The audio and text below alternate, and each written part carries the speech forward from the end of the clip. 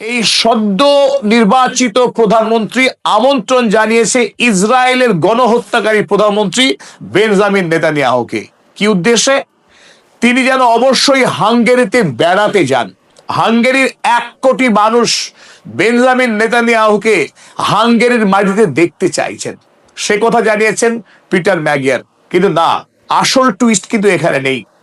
পত্রের শেষে অসাধারণ হস্তাক্ষরে লেখা, অবশ্য হাঙ্গেরিতে পা দেওয়া মাত্রই আপনাকে অ্যারেস্ট করা হবে, কারণ ইন্টারন্যাশনাল ক্রিমিনাল কোর্ট আপনার নামে অ্যারেস্ট ওয়ারেন্ট জারি করে রেখেছে। কারণ আপনি হলেন শিশু হত্যাকারী, গাজা গণহত্যার আপনি নায়ক। তাই হাঙ্গেরির মানুষ আপনার হাতে হাত করা দেখতে চায়। এক অসাধারণ চিঠি। চিঠির নায়ক পিটার ম্যাগিয়ার।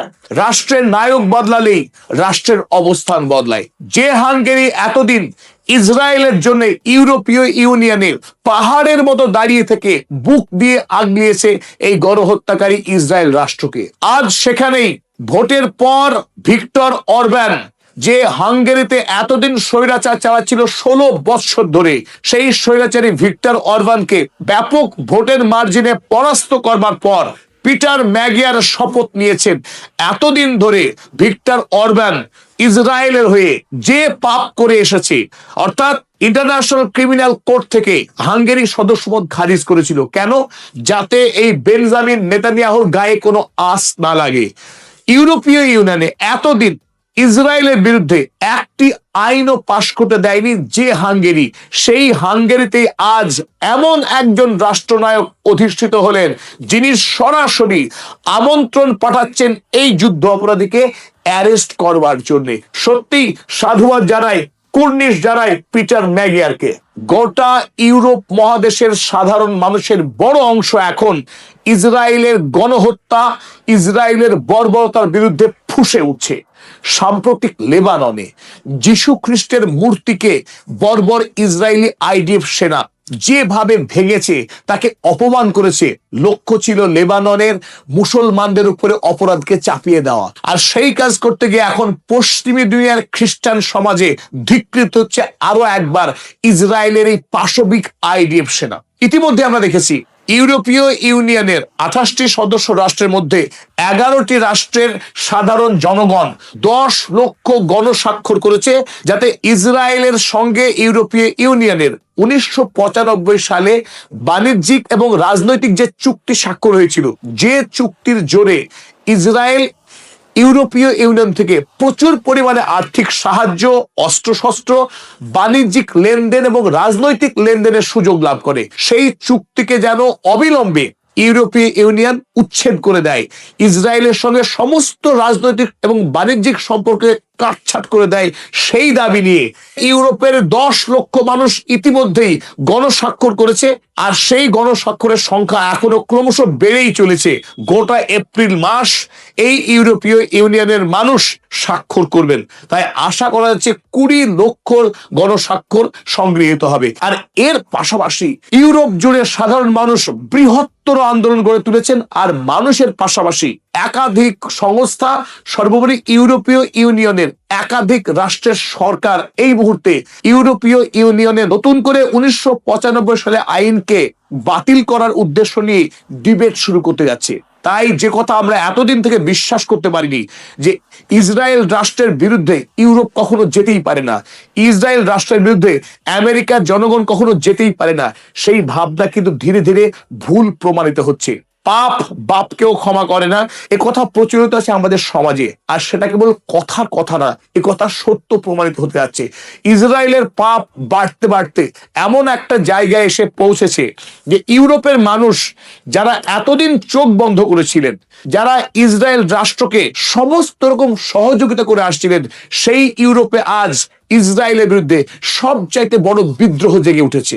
আর এই প্রেক্ষিতেই 21শে এপ্রিল জার্মানির পাশের ক্ষুদ্র রাষ্ট্র লুক্সেমবার্গ আয়তনে ক্ষুদ্র হলেও অর্থনৈতিক শক্তিতে ইউরোপের অন্যতম ধনী রাষ্ট্র লুক্সেমবার্গে 21 এপ্রিল একটি গুরুত্বপূর্ণ বৈঠক হয়ে গেল ইউরোপীয় ইউনিয়নের। আর এই মিটিং এর 1 নম্বর এজেন্ডা ছিল ইউরোপীয় ইউনিয়নের সঙ্গে ইসরায়েলের ওই বাণিজ্যিক এবং রাজনৈতিক চুক্তি আর বলবৎ থাকবে কিনা। অর্থাৎ অধিকাংশ রাষ্ট্র সরাসরি এই মুহূর্তে ইসরায়েলের সঙ্গে থাকা ওই চুক্তিকে অবিলম্বে রদ করার পক্ষে জোর সওয়াল করছে 21 তারিখের এই সভায়। সেখানে 3টি গুরুত্বপূর্ণ বিষয়ে আলোচনা হয়েছে। চলুন দেখে নিই কোন কোন বিষয়ে আলোচনা হয়েছে এই সভায়। ইউরোপীয় ইউনিয়নের 2 নম্বর আর্টিকেল, যেটা অত্যন্ত গুরুত্বপূর্ণ, respect for the human rights and Democratic principles, মানবাধিকার এবং গণতান্ত্রিক মূল্যবোধের যদি লঙ্ঘন করে কোনো রাষ্ট্র, সেই রাষ্ট্রের সঙ্গে ইউরোপীয় ইউনিয়ন কোনো বাণিজ্যিক রাজনৈতিক সম্পর্ক রাখতে পারে না। আর ইসরায়েল রাষ্ট্র যেহেতু অভিযুক্ত জেনোসাইডাল ইন্টেন্টের জন্য, গণহত্যার জন্য অভিযুক্ত হয়েছে, ইউরোপের অধিকাংশ মানুষ এবং রাষ্ট্রের সরকারগুলো যখন মনে করে ইসরায়েল একটি গণহত্যাকারী রাষ্ট্র, সুতরাং অবিলম্বে তার বিরুদ্ধে সাসপেনশন আনা হোক, এই দাবিতেই আলোচনা শুরু হয়েছে। কমপ্লিট আর্মস এমবার্গো, ইউরোপীয় ইউনিয়নের কোন রাষ্ট্র থেকে ইসরায়েলকে আর অস্ত্র সরবরাহ করা হবে না, বিক্রি করা হবে না। এই মর্মে আপনাদেরকে স্মরণ করাতে চাই, সম্প্রতি ইতালি তাদের দেশের সঙ্গে ইসরায়েলের যে সামরিক চুক্তি ছিল, সেই সামরিক চুক্তিকে ইতিমধ্যেই বাতিল ঘোষণা করেছে জর্জিয়া মেলোনি সরকার। এটা অত্যন্ত তাৎপর্যপূর্ণ ঘটনা। এই মুহূর্তে ইউরোপীয় ইউনিয়নের 27টি রাষ্ট্রের কোন রাষ্ট্র থেকেই যাতে ইসরায়েল আর অস্ত্র সরবরাহ না করা হয়, তা নিয়ে জোর আলোচনা শুরু হয়েছে। এবং সবশেষে সবথেকে গুরুত্বপূর্ণ point, trade ban on settlements.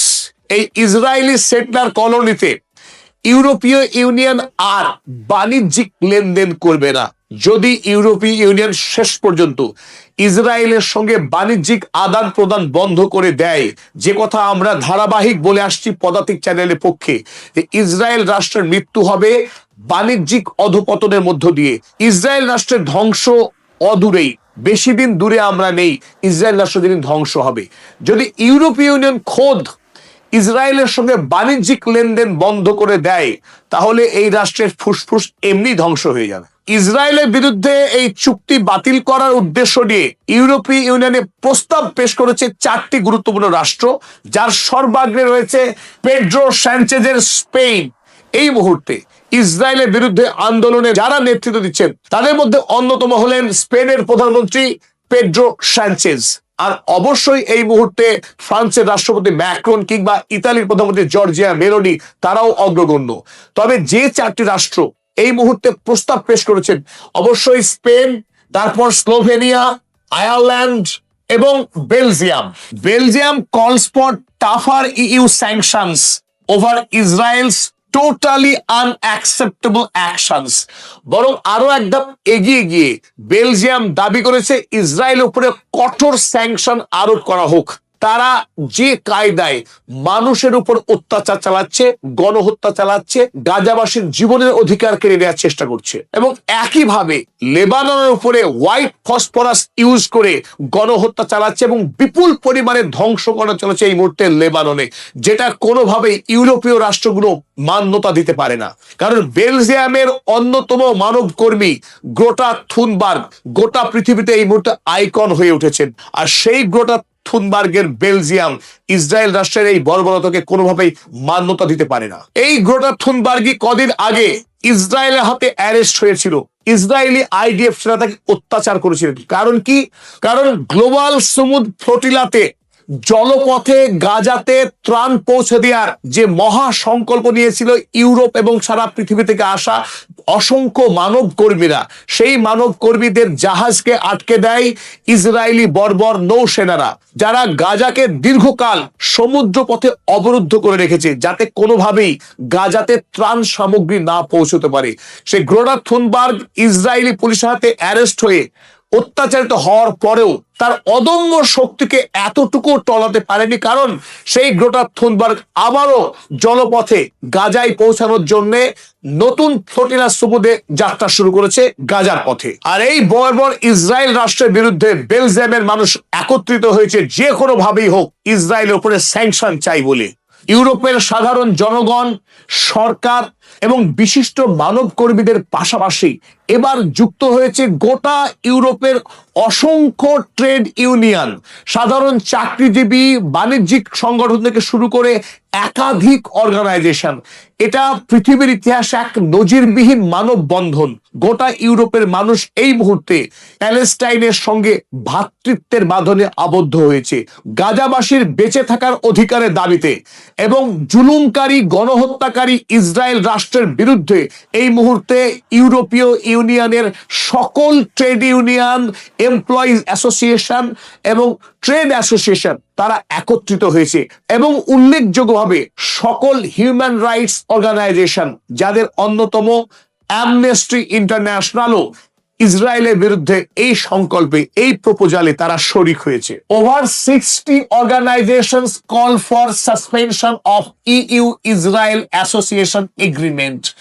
ইউরোপের 60টিরও অধিক সংস্থা যারা ইসরায়েলের সঙ্গে ইউরোপীয় ইউনিয়নের হওয়া বাণিজ্যিক এবং রাজনৈতিক চুক্তি, যেটা 1995 সালে স্বাক্ষরিত হয়েছিল, সেই চুক্তিকে অবিলম্বে বাতিলের জোরালো দাবি করেছে। এই 60টি অর্গানাইজেশনের মধ্যে কয়েকটি উল্লেখযোগ্য অর্গানাইজেশনের নাম আমরা দেখে নিই। 1 নম্বরে ইটাক, ইউরোপিয়ান ট্রেড ইউনিয়ন কনফেডারেশন, আছে ইপসু, ইউরোপিয়ান পাবলিক সার্ভিস ইউনিয়ন, আছে সলিডার, আইটাক, সিএনই এবং এসবিসিএসসির মতো গুরুত্বপূর্ণ অসংখ্য সংগঠন তারা এককাট্টা হয়েছে, জোটবদ্ধ হয়েছে ইসরায়েলের বিরুদ্ধে এবং ফিলিস্তিনি জনতার পাশে দাঁড়িয়েছে তারা।